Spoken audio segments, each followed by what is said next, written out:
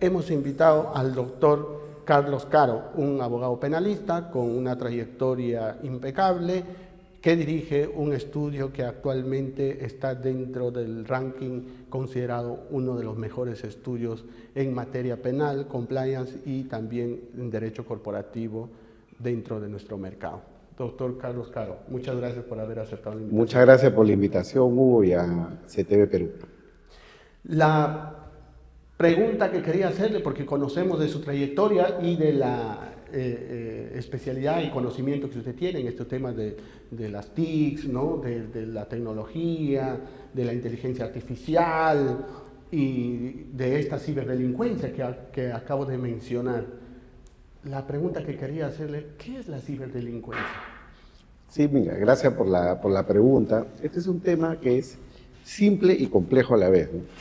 Es simple en la medida que podríamos nosotros decir que la ciberdelincuencia se concreta en todos aquellos delitos que se pueden cometer a través del uso de la tecnología. Es decir, la tecnología es el medio, no el fin, ¿no? ¿El medio para qué? Para robarte plata, para estafarte, para secuestrar tus cuentas, para poder violentar tu intimidad personal, la información, digamos, que puede ser lesiva de tu honor. Entonces, detrás de lo que es la ciberdelincuencia hay muchos bienes jurídicos. Así es. Y eso es lo que nos lleva a algunos penalistas a decir el delito o la ciberdelincuencia, el delito cyber o ciber, son delitos pluriofensivos, ¿no? Yo siempre me he opuesto a eso porque en verdad hay que ir concretando, ¿no? Hay delitos informáticos o delitos, digamos, ciber, que están relacionados con el patrimonio, otros están relacionados con la intimidad, etcétera, etcétera, incluso con la libertad sexual, hay ejemplos de todo tipo. Entonces, el tema central es el medio. ¿Cómo regulamos el uso de los medios tecnológicos para evitar que estos delitos se cometan? Correcto. Ahora, quería hacer, apelando a su conocimiento que tiene al respecto, revisábamos en algún momento, revisaba mi persona en algún momento los delitos informáticos. Nosotros tenemos regulado los delitos informáticos en una ley especial sobre delitos informáticos. Y antiguamente, si cabe el término, porque ya estamos en una era mucho más desarrollada a nivel de la tecnología, estos delitos informáticos que se regularon en aquel momento siempre tenían, como usted dice o acaba de mencionar, para coger esta palabra, los medios. ¿Cuál era el instrumento para cometer un delito informático? Era el computador, ¿no? Donde se regulaba una de las características básicas del delito informático era poder vulnerar a través del computador, metiéndome sin permiso, rompiendo la barrera de seguridad o la clave de alguien que yo no haya tenido autorización, etcétera, y me meto y robo la información. Pero tenía que hacerlo por medio de un computador y es prácticamente, por decirlo de una manera sencilla, donde yo tenía que coger un computador, una laptop o un ordenador, como lo quieran llamar, de una persona X y yo tratar de vulnerar las barreras de seguridad de esa computadora. Pero la ciberdelincuencia ya no necesita que yo coja el computador, porque yo puedo estar en otro lugar y a través de la red poder quebrar esa seguridad del sistema y hasta inyectarle un cierto virus para robarle información. ¿Y hasta qué punto es correcto hablar o decir que los delitos informáticos no son o no serían los mismos que los ciberdelitos? Porque ya estamos hablando de la red, ¿no? Hacer una distinción más especializada entre qué es la red, qué es el ciberespacio, ¿no? Y la internet. Cuando los delitos informáticos, repito, eran pensados en el ordenador y en el computador. Sí, claro. Mira, súper importante lo que tú mencionas por lo siguiente, ¿no? La computadora en los años 80 se convirtió en una herramienta para poder interconectarnos y almacenar información. Entonces, habían dos beneficios, ¿no? El almacenamiento de la información, básicamente lo que era data estructurada o tabulada, y por otro lado, lo que era la interacción. Porque yo podía transmitir información, no por internet, pero sí un disco duro, un disco informático, esos discos de un disquete, ¿no? Y transmitía la información de esa manera y me la llevaba donde yo quería. Así es. Eso cambia completamente con el internet, porque cuando el internet se prolifera en los años 90, entonces ya empezamos a interactuar y empieza a darse lo que un profesor del MIT denominaba la muerte de la distancia, ¿no? Es decir, la distancia se acorta. Las primeras videollamadas, tú recordarás que habían en los años 90 por Skype. Claro. Empezamos a interactuar y ya no solamente se convierte en un centro de almacenamiento de información, sino de interacción en términos generales. Y eso ha explotado en los últimos años, especialmente con las tecnologías del Internet of Things o Internet de las cosas, ¿no? Puedes usar un celular, puedes usar una tablet, puedes usar una computadora, una notebook, puedes usar cualquier tipo de herramienta que esté interconectada. Estas cámaras podrían estar ahorita interconectadas y estar captando, digamos, la información y transmitirla al mundo. Entonces, no se necesita una computadora, como tú bien has dicho. Entonces, la informática es una de las herramientas, evidentemente, a través de las cuales se puede cometer delito, pero hay muchísimas más tecnologías, ¿no? Hoy en día, al punto que podríamos hablar de una evolución de tres momentos, ¿no? Tres momentos, ¿no? El Internet propiamente, o la interconexión puramente de computadora, PC. En segundo lugar, podríamos hablar de lo que es la comunicación o interacción entre computadoras y seres humanos. El Internet de las cosas, básicamente. Prácticamente hay 5 o 6 dispositivos por cada ser humano que hay en la Tierra, interconectados. Y estamos en una tercera etapa que ya ha sido advertida, sobre todo de la perspectiva de los neuroderechos, que tiene que ver con el Internet de los cuerpos, ¿no? Internet of Body. Es decir, cómo la persona se puede interconectar con, digamos, la tecnología, ¿no? Neuralink, por ejemplo, que es un emprendimiento de Elon Musk, es una expresión de ello, ¿no? No estamos en ese nivel acá, estamos ahorita en el nivel 2, pero es lo que vamos a llegar. Y aún así es una guerra que yo creo que no estamos ganando. Así es. Algo muy importante que usted ha señalado, y creo que queda claro, que los delitos informáticos, vistos como lo acabamos de conversar, y así está regulado en nuestro país, creo que con lo que acaba usted de profundizar y señalar muy claramente, tiene que ser reformulado, tiene que ser modificado. Porque ya no estamos frente a un delito que utilizamos el computador, como usted bien ha señalado, para sacar la información mediante la vulneración del sistema de seguridad, para extraer mediante un DVD, un disco duro o un disquete, sino ahora se utiliza el ciberespacio. Y sobre todo quiero resaltar el tema que usted acaba de señalar, que dice la distancia. La distancia podríamos decir que se ha acortado al nivel 0. Sí, prácticamente, ¿no? Ahora hoy en día podemos interactuar con cualquier persona del mundo en tiempo real, con una interconexión de alta calidad a través de la banda ancha. Entonces, tanto como que puedo, y hay casos que ya se han formulado, tú que eres penalista, lo tienes seguramente muy bien mapeado, de, por ejemplo, la comisión de delitos de acoso sexual en el metaverso. En el metaverso. O sea, a través del avatar, tú te interconectas, y si hay una persona, hombre o mujer, con un casco de realidad virtual, que además genera impulsos eléctricos, un tocamiento indebido al avatar puede significar un impulso cerebral a través del casco. Claro. O sea, en ese nivel tecnológico estamos, que seguramente se va a multiplicar en los próximos años, pero todavía estamos nosotros en lo que es regulación atrasados, muy atrasados, tanto en la parte penal como procesal, para poder descubrir y perseguir estos casos. Mire, ¿y por qué le decía este tema de distancia cero es muy importante y que tenemos que responder a estos avances de la tecnología?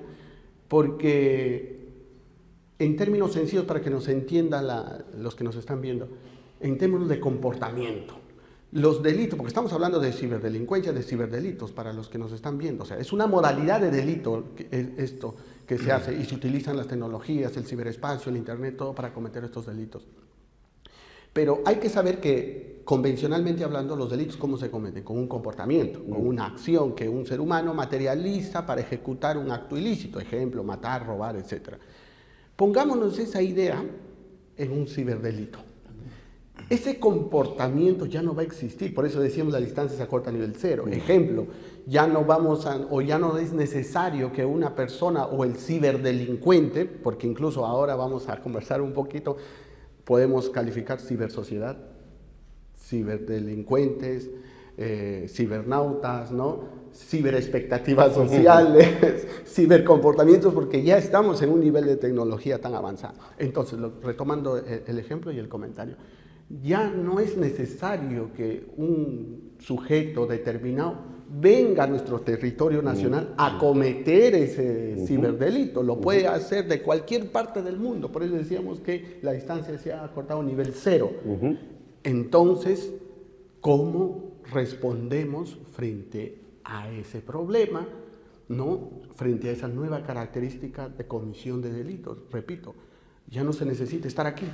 Puede estar en Alemania, puede estar en Hungría, puede estar en Asia, en África, en cualquier lugar del mundo y cometer el delito metiéndose a través del ciberespacio para quebrar una barrera de seguridad del sistema. ¿Cuál es el reto? Muy interesante la pregunta. Y acá yo creo que hay que marcar una línea, ¿no? Tú dijiste al principio que gran parte de estos delitos se comete a través del comportamiento de la propia víctima. Oye, recibes un correo electrónico, usted es millonario y no sé qué, ¿no? Eso existe desde hace 30 años prácticamente, para secuestrar información, secuestrar datos, y la gente sigue cayendo. Y a todo el mundo le llegan ofertas millonarias, ¿no?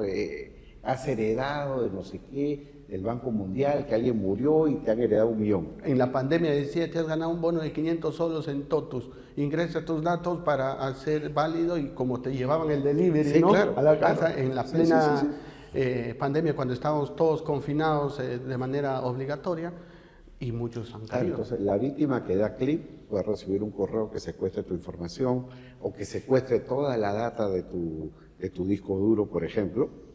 Son los casos más comunes, ¿no? Aterrizando ya en lo que es Perú, los casos más comunes de ciberdelincuencia tienen que ver con la ruptura de los mecanismos más elementales de seguridad. O sea, no estamos a nivel hacker, ¿no? Como puede ver alguien que secuestra información de la NASA o del FBI, o sea, no estamos en ese nivel. Hay hackers, pero el mercado peruano es un mercado tan pequeño, que en verdad la ciberdelincuencia es menuda, ¿no? Es menuda. Es menuda aún. Y han habido casos importantes, por ejemplo, de ciberataques a bancos o entidades públicas, pero que no han tenido mucho impacto público porque a las propias entidades no les gusta revelar eso. Yo recuerdo el caso de un banco, no puedo mencionar por secreto profesional cuál es, un banco importante, de los Tier 1, digamos, top 5, que tuvo un problema de ciberseguridad y habían hecho una clonación de tarjeta de crédito a través de su propio proveedor. ¿Cuál fue el problema ahí? No tenían el incentivo para denunciar porque decían, se enteran que hay esto de acá, vamos a generar un doble efecto, inseguridad, pánico financiero. Correcto. Y por otro lado, la motivación a los delincuentes decía, mira, acá hay brecha de seguridad, ¿no? Entonces, ese tipo de cosas son acá todavía muy circunstanciales. Lo que más hay es la ciberdelincuencia menuda, ¿no? Te secuestro una clave, saco información tuya de lo que pueda significar fotografías, videos, la información de tu correo, clave de seguridad, de tu cuenta corriente y empiezo, ¿no? Te robo el celular, le cambio el chip y te vacío el yape, ¿no? 500 soles, ¿no? Es muy menudo todavía, pero no hemos visto acá en Perú ciberataques de tal trascendencia que, por ejemplo, te eliminen, o por lo menos por un tiempo, la información de la SUNAT. Correcto. O te eliminen la información del sistema médico. No hemos visto todavía eso y podría pasar sin duda. Es un riesgo que hay que anunciar. Algo resaltar ese aspecto, pero para no olvidarme la idea, quería hacerle una pregunta, lo pongo en la mesa, sobre los efectos penales de esta nueva modalidad de delitos, la ciberdelincuencia, sobre la aplicación de la ley penal en el espacio. Dicho eso, para resaltar lo que acaba de mencionar, usted dice de manera clara y comparto, todavía la ciberdelincuencia en nuestro país se está dando de un nivel básico, se puede decir, menuda, no tenemos un nivel de ciberataque contundente, de mayor trascendencia como acaba de señalar, pero la importancia de tratar este punto y de que tenga que existir una mejor regulación y tomar nosotros nuestras precauciones, las instituciones privadas y públicas, no es, repito, como tratar otros delitos convencionales. Ejemplo, ¿no? Como usted decía, para que se me entienda, todavía estamos en un nivel menudo y no podríamos decir nosotros, no, todavía hay que esperar que se desarrolle para recién tomar nuestras precauciones. No, porque como estamos hablando, como estamos en un nivel de comisión de delitos muy sofisticados que se utiliza la tecnología del ciberespacio, podríamos decir que estamos al mismo nivel de vulnerabilidad desde el país más desarrollado Nosotros, por más que no fuéramos muy desarrollados, pero estamos al mismo nivel. Esto es, como sabemos, la ciberdelincuencia cruza fronteras muy fácilmente. Como decía hace un momento, se puede cometer un delito desde cualquier parte del mundo. Entonces no podemos tener esa paciencia de poder decir, no, todavía recién aquí no está muy sofisticado. Está sofisticado en el mundo y somos vulnerables. Y tenemos que tomar acciones al respecto. Porque si no, como usted bien ha señalado, han habido ataques a instituciones públicas, sí, al Ministerio del Interior, si mal no recuerdo, en un momento que se había metido un hacker, claro, y estaba amenazando, y en el comercio salió todo. Sí. Entonces, eso es complicado y eso es muy delicado. Entonces, ¿cuáles son las barreras de seguridad? ¿Cuáles son las prevenciones de la protección de estos datos? Repito, se darán de manera menuda aún, pero en cualquier momento se puede dar de una manera muy trascendente en el tema de la SUNAT, como vamos a ver más adelante también. Entonces ahí yo creo que se tiene que regular de manera, y el Estado pues llamar a las personas especializadas en este campo para que puedan ayudar a mejorar sus sistemas de seguridad y sobre todo también hacer un cambio normativo en la regulación de los delitos, y ya no solamente estar combatiendo, porque también es una combate, si se quiere, ineficaz con esta ley de delitos informáticos, cuando estamos hablando que esto ya quedó desfasado y estamos frente a la comisión de delitos mucho más sofisticados. Retomando la pregunta, la aplicación de la ley penal en el tiempo, con este tema de la ciberdelincuencia y los ciberataques, como acabamos de decir, puede ser de cualquier parte del mundo. ¿Cuál ley penal se aplica? Claro.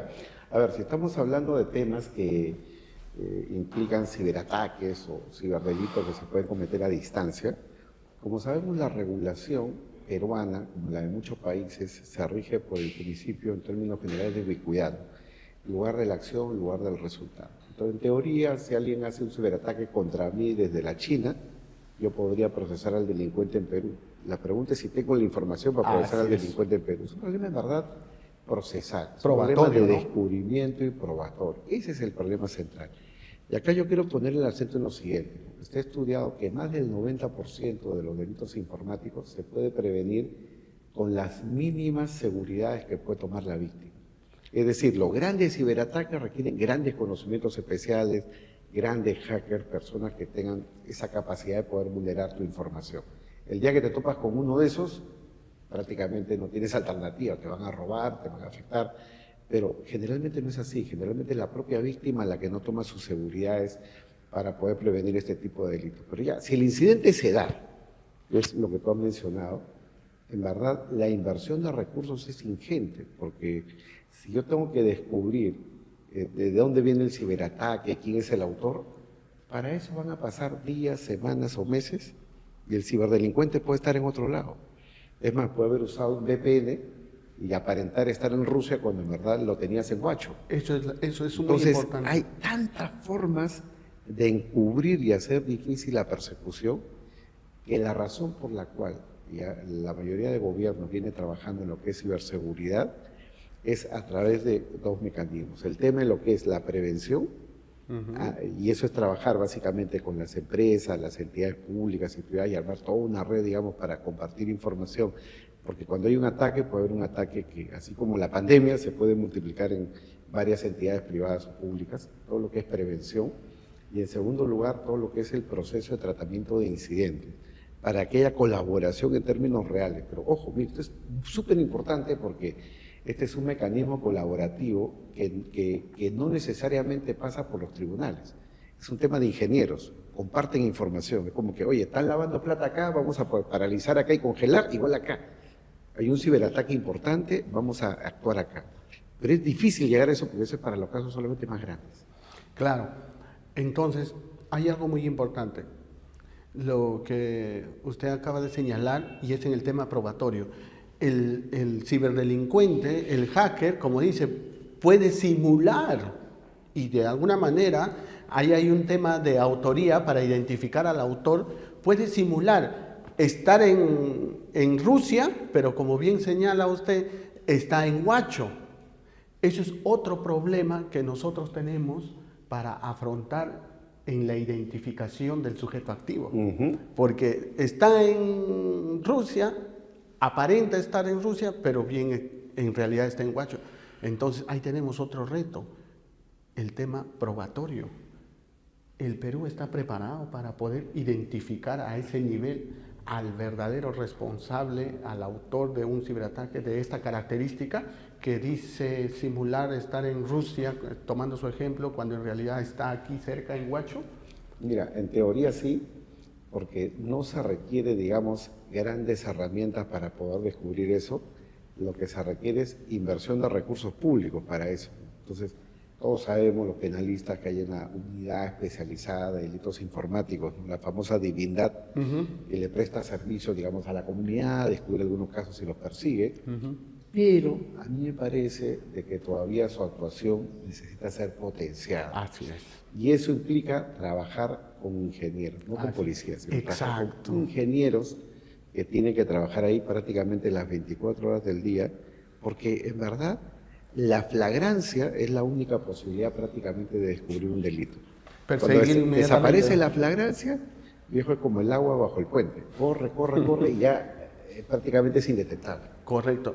Algo muy importante que resaltar, trabajar con ingenieros. Y creo que eso quiero resaltarlo mucho porque efectivamente si queremos combatir de manera eficaz este tipo de ciberdelitos, no es suficiente con la policía, ni con la capacitación misma de la Divindad, como ha señalado esta unidad especializada en la persecución de estos delitos, de la investigación de estos delitos, sino tienen que ser ingenieros muy especializados en esta materia para que puedan colaborar de manera auxiliar a la investigación y detección de estos delitos, porque si no, de lo contrario, vamos a seguir desde un punto de vista atrasados y no vamos a poder combatir de manera eficaz la comisión de estos delitos.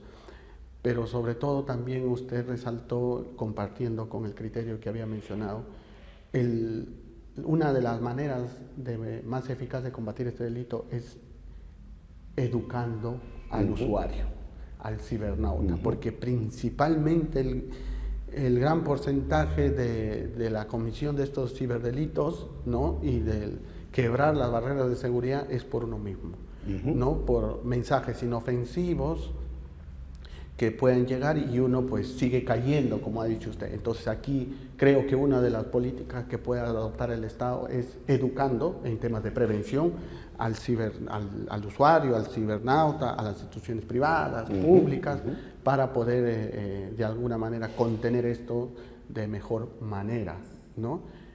Y para ir cerrando la entrevista, doctor, quería preguntarle, tenemos ya una fiscalía también especializada en ciberdelitos. Entonces creo que esto es una buena respuesta por parte del Estado en haber creado unas fiscalías especializadas, pero que todavía creo que con todo lo que hemos hablado se tiene que seguir mejorando y especializando a nuestros fiscales que están desempeñando este papel. Y creo que con un ingeniero también de auxiliar.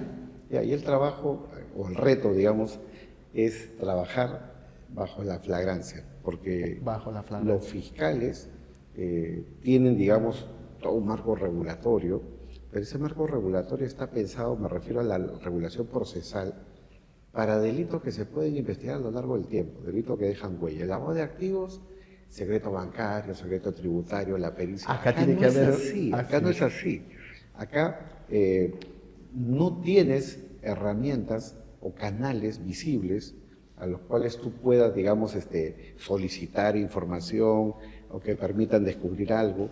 Mira, sin ir muy lejos, ¿no? Pensemos en los criptoactivos, ¿no? Criptomonedas, ¿no? Claro. ¿Cómo descubrir delitos que han habido, delitos informáticos? Correcto. No solo lavado, delito informático cometido a través de criptoactivos, ¿no? ¿Cómo descubrir si el usuario tiene una clave encriptada, está en otro país? Lo único que puedes aspirar a hacer ahí es a frenar un acto, que está en proceso de ejecución. Para eso necesitas tener una unidad fiscal y policial rápida, la respuesta rápida de emergencia. Entonces, podríamos decir que aquí, para poder tener esa actuación eficaz, eficiente, tendría que elaborarse una suerte de protocolo apoyado de ingenieros, porque sí, ingenieros. si bien no vamos a dar con el punto exacto, pero al menos que nos acerque de lo más posible sí, la prevención. Para la prevención, y estos ingenieros, como usted decía, si bien no tenemos cómo actuar, pero al menos estos ingenieros nos pueden ayudar a entender un poco lo que es el ciberespacio, cómo funciona y cuáles son los protocolos de actuación, porque si no, nuestros fiscales y la divindad frente a estos ataques, no sé si desorientados, creo que no, pero no va a terminar siendo eficiente, ¿no? Exactamente. Entonces creo que por ahí podemos ir trabajando ese aspecto y recordar, apoyarnos en los ingenieros, en los especialistas. Muchas gracias, doctor, por haber estado en nuestro programa.